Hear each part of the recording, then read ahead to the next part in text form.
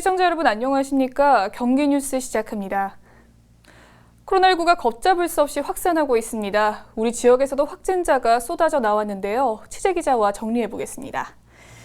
네, 이재문 기자, 광복절을 전후로 시작된 코로나19 확산세가 지금 일주일 넘게 지속되고 있는데 지난 주말에도 계속됐다고요? 네, 그렇습니다. 지난 주말과 휴일에 이어서 오늘도 확진자가 늘었습니다. 예전 같으면 어느 지역에서 몇 번째 환자가 발생했고 어떤 경로로 감염이 됐는지, 이동 경로는 어떻게 되는지 자세하게 브리핑을 해드렸었는데요.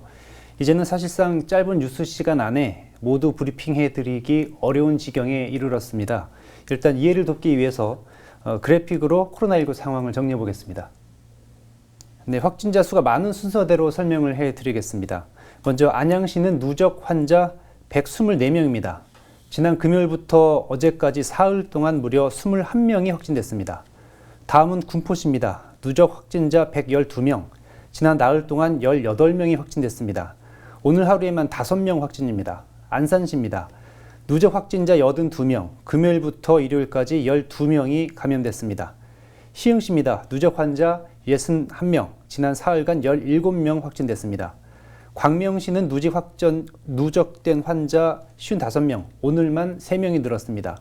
의왕시는 16명, 과천시는 17명 확진인데요. 오늘 2명이 늘었습니다. 네, 폭발적인 감염이라고 해도 과언이 아닌데요. 지금 감염 경로는 어떻게 됩니까? 네, 앞서 말씀드린 것처럼 하나하나 사례를 설명해 드리기가 이제는 어렵습니다. 큰 덩어리를 지어서 말씀을 드리면 일단 서울 성북구 사랑제일교회를 중심으로 한 감염 패턴이 보입니다. 그리고 광화문 집회 참가자로부터 감염되는 사례가 있고요. 또 하나는 가장 우려되는 상황인데 감염 경로를 알 수 없는 패턴입니다. 안양시 77번 확진자의 경우 대규모 N차 감염의 출발점이라고 볼 수 있는데 정작 77번 환자는 어디에서 어떻게 감염됐는지를 알 수 없는 상황입니다. 이런 깜깜이 감염 사례가 최근에 20에서 30%가량 된다는 게 우려스러운 일입니다.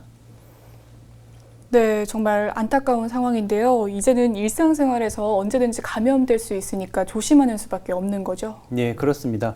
최근 경기 중부 지역의 감염 사례와 패턴을 보면 음식점이나 카페, 소모임 등을 통해서 감염이 되고 그 감염자가 가족 내에서 또 감염을 일으키고 그 가족이 또 외부에서 감염을 일으키는 이런 형태 때문에 확산이 증폭되고 있습니다. 유치원생부터 70에서 80대 노인까지 가족 구성원이 줄줄이 감염되는 사례가 있습니다. 이제는 관공서도 안전지대가 아닙니다. 22일에는 광명경찰서에서, 23일에는 안양 만안경찰서에서 경찰관이 확진 판정을 받았습니다. 마스크 꼭 착용하시고 잘 착용하는 것이 중요합니다. 마스크를 턱에 걸치는 턱스크는 하나만 합니다. 입과 코를 모두 가려야 하고 그래야 나와 주변 사람들의 안전을 모두 보장할 수가 있습니다. 외출 후에는 손을 꼼꼼하게 씻고 사람들이 많이 모이는 장소는 찾지 않는 것이 좋겠습니다. 네, 이재문 기자 잘 들었습니다.